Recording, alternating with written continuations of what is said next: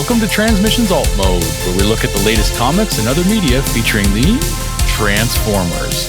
In this episode, it's hot combiner on combiner action as we review Skybound's Transformers number 16.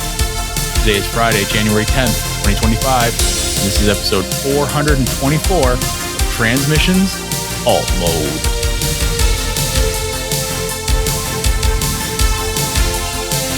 Welcome to Transmissions Alt Mode, the podcast that features literal Decepticon dam busters. I'm your host, Charles, aka Big C, and I'm joined by the excellent Transmissions team. Jeremy, aka Yakko. Hey, how's it going? And Daryl, the Cybertronian Beast. Let's talk Transformers. As always, we start off the show by thanking our Donatreons, those lovely people who support us on Patreon and PayPal. Thank you all so much for continuing to contribute to the show and support the podcast. We really appreciate it. If you are not a Donatreon and would like to become one, just go to transmissionspodcast.com/support, and that's where you can sign up, either on Patreon or on PayPal. You get lots of perks for being a Donatreon. That includes access to bonus content, getting all the access, getting to watch the show live, getting to automatically entered into all our contests, getting some merchandise, all that good stuff. Speaking of bonus content, we've got our bonus show, We Like Big Bots. That's done by Daryl and Dr. Pants. And Daryl has promised new episodes for 2025. So technically he promised new episode. Jeremy, whose side are you on? The truth. So send those comments and letters in. Make Daryl keep his promise. Make him get it to us before December 31st, 2025. It's one of those promises like that I tell my wife. It's like, I'll get to it. I promise I will get to it. And I haven't gotten to it. Are you telling us your word is worthless? Is that what you're saying? He's just hoping that you'll forget. We mentioned it in every episode. I don't think we're going to forget. I try to delete the prompt, but there's that pesky picture that Jeremy puts up that reminds you every time. Maybe take the reminder and act on it. But then you just want more and more, and I can't win. It's about winning, Charles. You could win by putting up an episode every month. If you put an episode, at least. everybody wins. Yeah. It's a win-win-win. I don't know. We'll see. All right. We've also got our Transformers live play RPG podcast, Empire of Rust. Last week, we had the bonus episode, Tales from the Forge. That was a little side story, extra episode that we put out for the holidays. And we have 130 episodes of Empire of Rust through 3 seasons. That's at Transmissions. What episode's coming next? /Rust. What episode's next, Charles? I can't wait to find out. Well, it'll be right. It'll what 131 is next? Yes, 131 is the next. What's the title episode. of that one? What happens in that one, Charles? What happens next? Well, it's coming. It's probably coming. It's probably coming a lot sooner than the next episode of We Like Big Bots, isn't it? Isn't it? You're not wrong, but I mean, I'm riveted as to what's happening on Empire of Rust right now, and I need to know what's happening next. Well, I'm glad you mentioned this because Mike, you could probably talk to Mike about this, but he's been working so hard producing.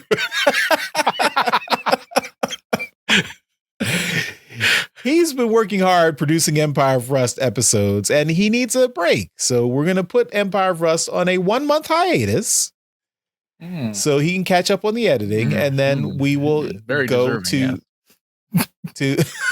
You've had like a 15-month hiatus, Daryl, so I don't know what you're complaining about. I mean, I'm a very smart and strong and handsome man.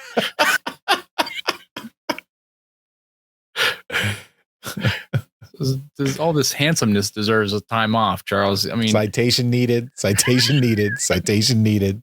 I mean, Jeremy, you know what it's like, right? I don't make the promises on the front end, so I just am a disappointment from the beginning.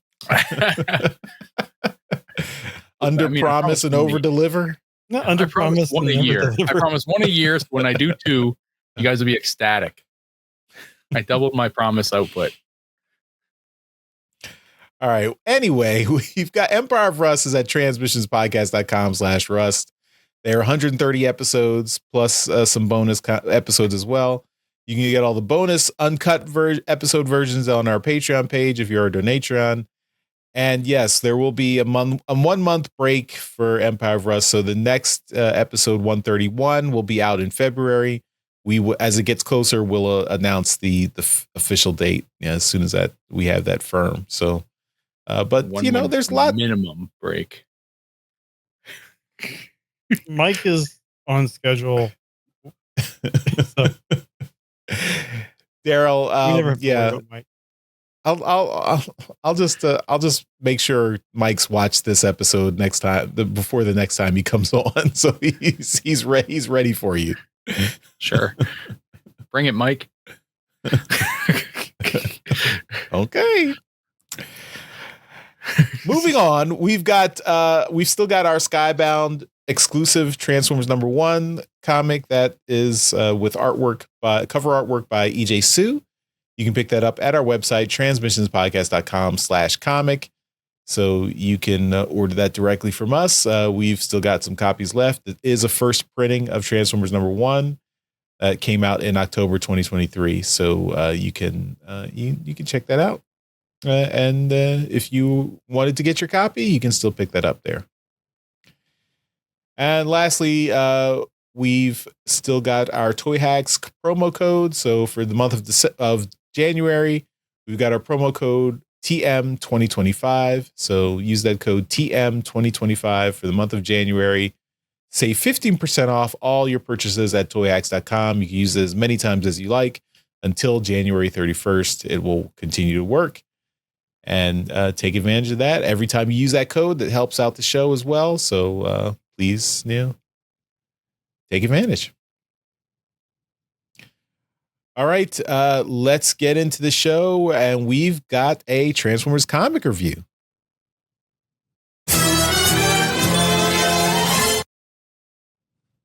Right. This week we have kicking off the year with Transformers #6.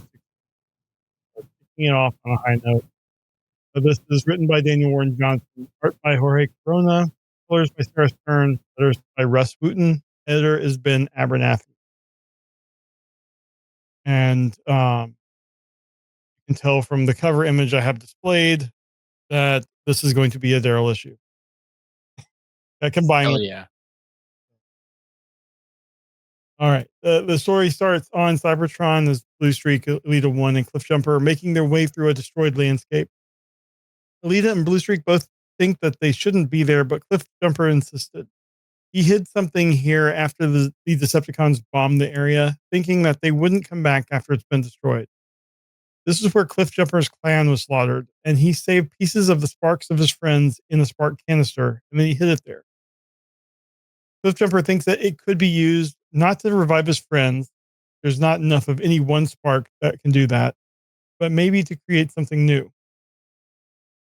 On Earth, Devastator and Bruticus are laying waste to each other near the dam. Optimus orders the Autobots to run before they're caught in the melee. In the woods nearby, some humans on bikes look on at the battle as below the two giants, Soundwave and Starscream have also found each other.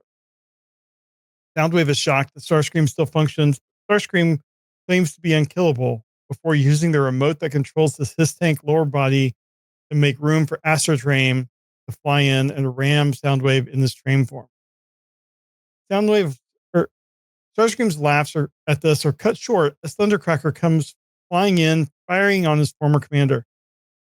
Starscream says that he was left by the other Decepticons, but Thundercracker says that they had no choice due to how Starscream had lost control. Starscream then says that Soundwave was no different than himself and points out that both of them had torn apart Skywarp for his part. This takes Thundercracker a bit at surprise, and while he's in shock, Starscream goes in for the killing shot. But then he suddenly realizes that he can no longer move his lower body. During the fight, Thundercracker had swiped the remote control that he was using, and then Starscream demands it back before Thundercracker sends him going backwards off the side of the dam. Below them, Soundwave and Astrotrain are fighting in the water, where Astrotrain says that he's going to follow the one that lets him kill Megatron, the one that ended his love. Just then, Starscream falls on top of Astrotrain, and Soundwave yells at Thundercracker to come and help. But Thundercracker just transforms and flies away. From the shoreline on the other side of the lake, the Autobots are watching all of this, and Optimus yells at the Decepticons to stop. If the dam is destroyed, then all the humans in the area are going to be in danger. Starscream doesn't care about what he calls the squishies. And then Optimus has another vision of a toddler this time connected with wires. And while he has this, he loses controls and he shoots the dam himself. The Decepticons are washed away, and Optimus doesn't know what happened. He then sees the two humans that were trying to get away on their bikes as a wall of water rushes towards them, but he's unable to get to them in time. However, they're spotted by another Cybertronian nearby that quickly introduces himself and surrounds the humans and himself in a force field and reveals that Trailbreaker did survive. On Cybertron, Elita, Bluestreak, and Cliffjumper are back at the base of the last Autobot resistance. Cliffjumper doesn't recognize anyone, but they were all made after the Ark had left. Nearby, Elita is checking on Warpath, who is just being repaired. She then asks Cliff what he's going to do with the spark canister.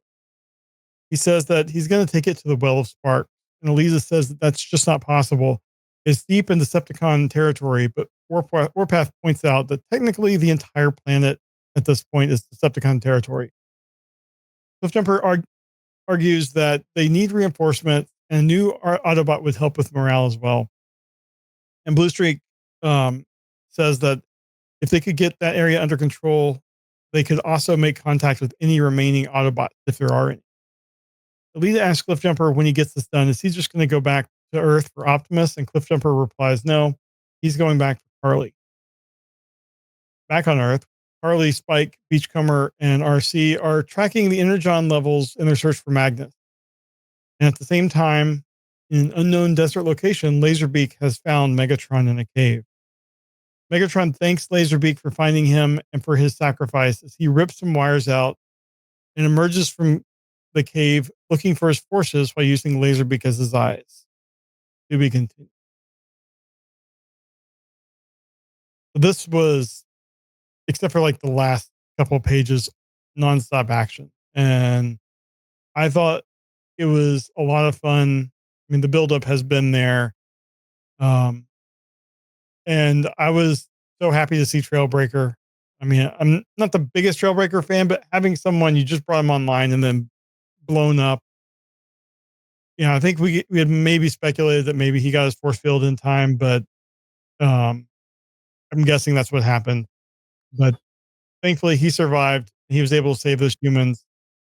Not really even knowing what they were, just knowing that innocents were about to be destroyed. And I think shows his nature. And I think that's awesome.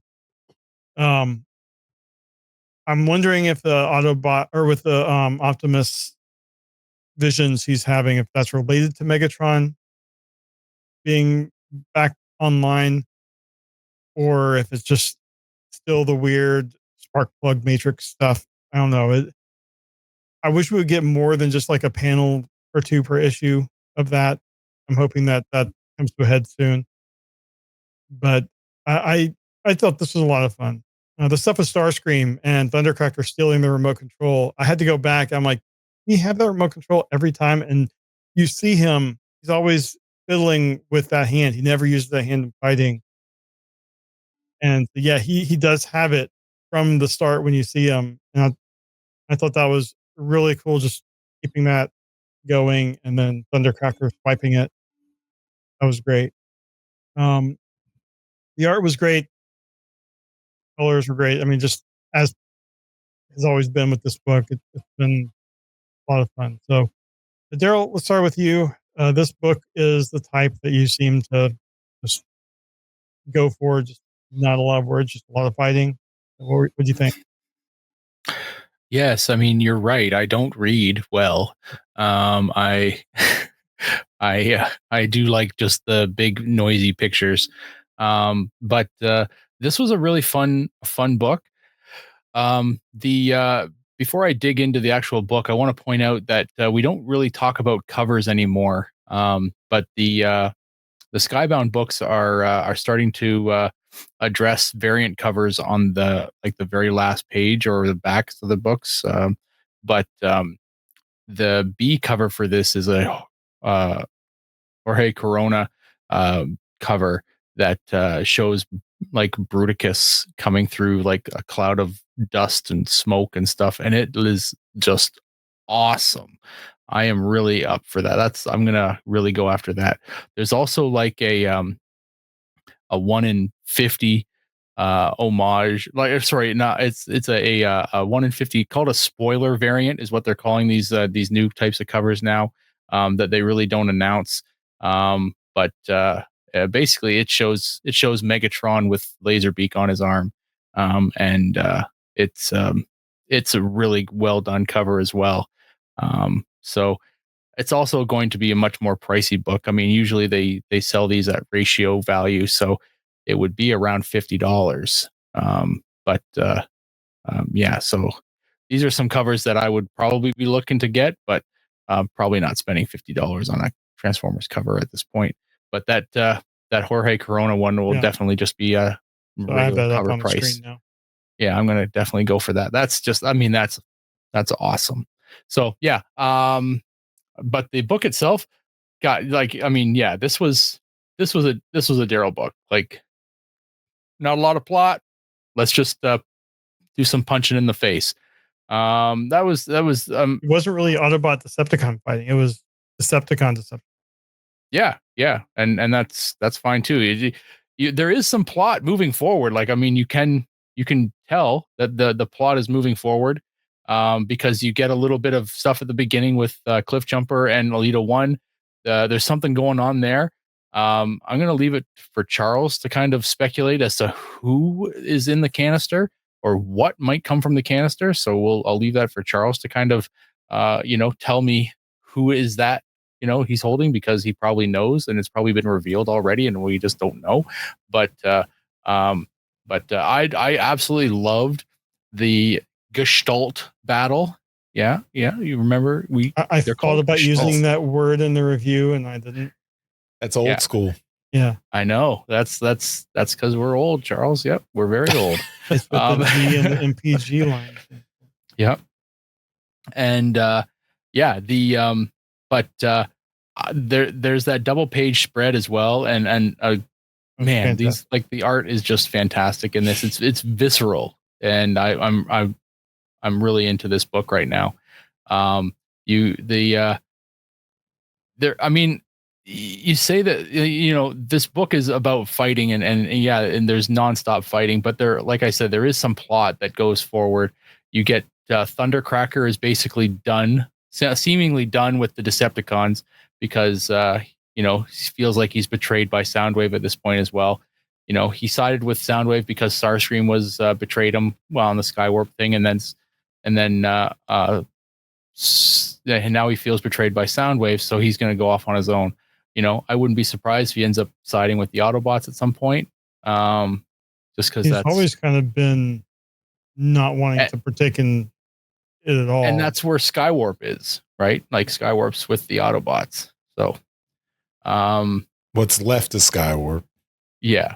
So, but yeah, the Astro Train thing, right? We got a little bit of backstory on him.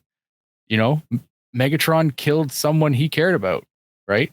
So that's a lot more than what we had before. We just knew him as this prisoner that they had that was like a maniac. Well, now we know kind of why, right? So, there's a bit of that. I don't know what the hell's going on with Optimus Prime, this vision thing, and that's the only part of this book that's kind of keeping me from like really being like 100% in. Is the stuff that's going on in Optimus Prime's head is kind of crazy.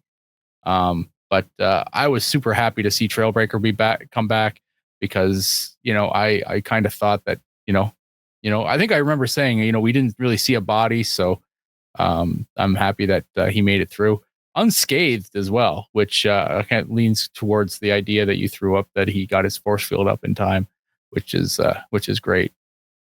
And yeah, so I think this thing looks great. The idea that that Megatron is using Laserbeak's eyes, I think is a great kind of temporary solution for Megatron. He even says that it's temporary, but it's a sacrifice that Laserbeak, I think any of a loyal minion would make, knowing that they can recover from it. So he didn't just rip Laserbeak apart.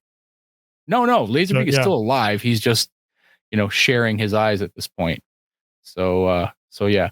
I mean, I don't remember knowing about Megatron getting his eyes taken, but that seems like another piece to the story. So that was in that was in the Free Comic Book Day comic last year. Oh, okay, cool.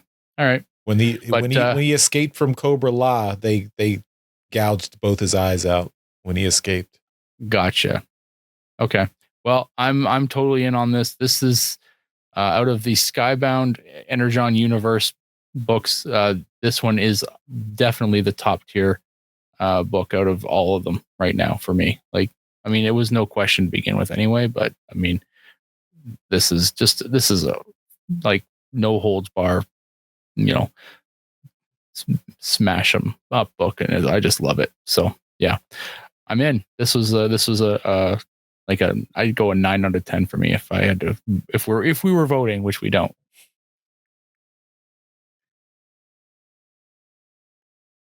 All right. Charles. All right. Yeah, I totally agree with everything Daryl said. Although I will say the one thing that I think is really impressive about this book is that despite the fact that it's kind of wall to wall action, there is a fair amount of plot movement, like Daryl said. So like there is plot and story, character moments that are in this book that's it makes it's still 20 pages, but in that 20 pages you get a dense amount of story along with the action, and I think that's the mark of a good comic. So I was pretty happy with this. Yeah, I mean Thundercracker's whole arc is been great. I mean that it's great to see that progression, to finally see what Soundwave and Starscream did come back to to bite both of them, where Thundercracker is just like, yeah, I'm done with both of you. I'm curious about who Astrotrain's love is. I mean, that's very interesting that he used that word. So we've got relationships in Transformers again. So I'm curious what Decepticon captured Astrotrain's heart, or was it even a Decepticon? I don't know. We'll have to see. And then those continuing the story on Cybertron with Cliffjumper, Elita 1, and the other folks there, Blue Streak and Warpath and all those folks there. I thought that was great seeing that progress. I have no idea who the Spark will be. I mean, it sounds like it's interesting now. They're saying that you can take pieces of existing Sparks and then like fuse them together to make a new Spark. He's going I guess to the Well of Sparks, so I'd imagine there's some mystical stuff. You dump them in there, dump them in the well blender, and you get a brand new Spark out there. So yeah, so I mean, it could be anything. Could be a brand new character. I mean, that's rare in Transformers that we get completely redesigned, completely new characters. But I mean, there's plenty of characters that they could choose from to be a new, a new Autobot in this universe. So I mean, could be it. Yeah, I mean, there's lots. I mean, there's lots of favorites we could pick. But I mean, well, I guess we'll just have to wait and see, because I don't think there's no hints here as to what it could be. Like there's there's literally hundreds or thousands of choices they could make to bring a new character online. So and that's always fun when you see new Transformers getting introduced. The Bruticus Devastator fight was great. The whole Decepticon battle was great. I mean, Astro Train doing the choo choo and then slamming into Soundwave. I thought that was just great. I love that part. I loved Thundercracker getting Starscream's little remote, and Starscream's on a big rant like the survival of the fittest. Whoever's the strongest wins, and then Thundercracker's like, mm-mm. Yeah, I gotcha.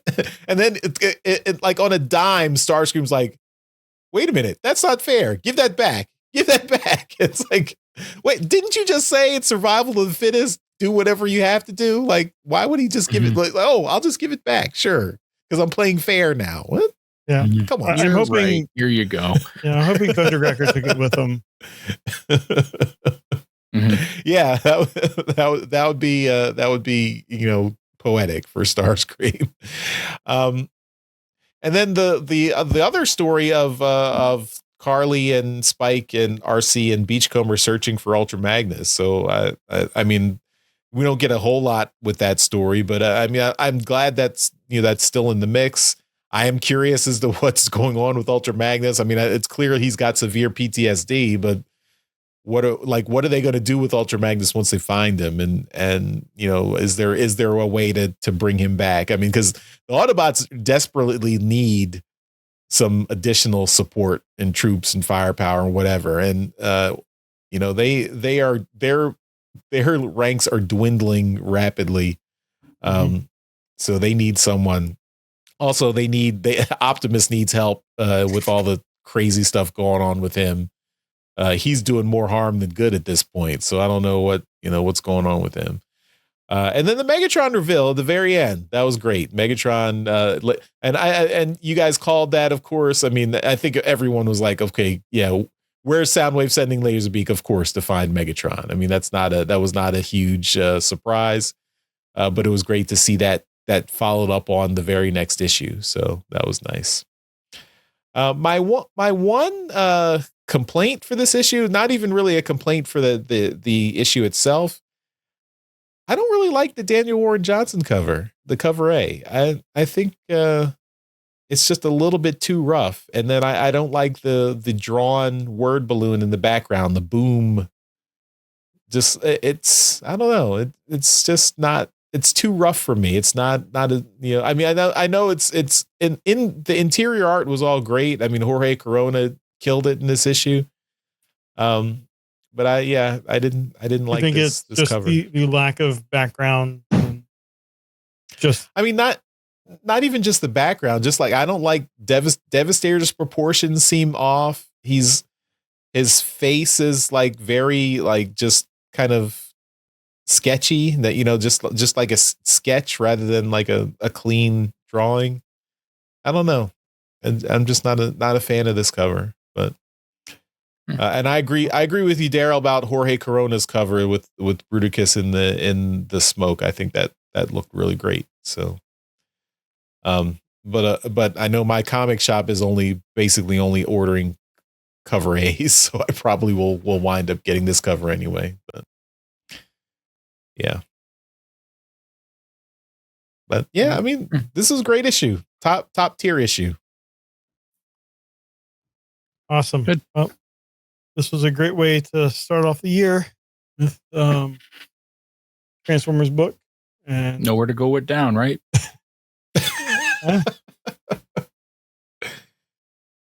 Hopefully not too quickly. Yeah. But that's our comic review. All right, let's move on to some media news. Okay, and we've got the Akira Amiya cycle. I don't know what this is. It's an artist. He's a Japanese artist, animator, director, and He's part of the famous Studio Trigger. So he did a 112 page book that shows off some of his art. He got a picture of him holding up a page of that of the art with the Optimus with all the funky colors. Um, yeah. Um, I'm not super aware of this artist. But Well, he's that the book is art from the Studio Trigger animation. So that 40th anniversary animation. Okay, cool. It's like the sketches and storyboarded. He was an artist on producing that. Yeah. Right. Okay. Right on. Yeah. I was just looking at the pictures of the in there. It's a cool book if you like helps to read the story. Yeah. Yeah. I mean I saw the picture and the idea that I don't really care for this Optimus and kind of skipped over it. And then I couldn't understand the title of this, the Akira Amadeus Circle. What is that second word, Charles? Amemiya. Yeah, it's just his last name. Okay. Oh, it's Akira. Okay. Akira Amemiya. Gotcha. Amamiya. Oh, that's bad, Charles. It's the man's name. Anyway, if you're interested in something like this, I think you can still get it. Yeah. Anyway, I'm gonna move on because I don't know. This is bumming me out. No, the book completely sold out. You cannot still get it. Oh, okay. Well, that makes sense too. Anyway, the last thing that we have for media news is the David Kaye annual Christmas message. He was late to getting it out, but got it done on Christmas Eve. So he made the deadline just barely, but late getting it out for our show. That's what I meant by that. Anyway, he's been busy. Yeah, he was in one of the final episodes of What If. Yeah. If you have been checking out Marvel's What If, Mr. David Kaye makes a voice appearance. So check that out. Yeah, it's pretty cool. But yeah, so take a listen to that. I'll take a watch as well. It's a video. But yeah, his annual Christmas message is always fun. So yeah, that's going to do it for media news. All right. Well, we'll finish up the show with convention news.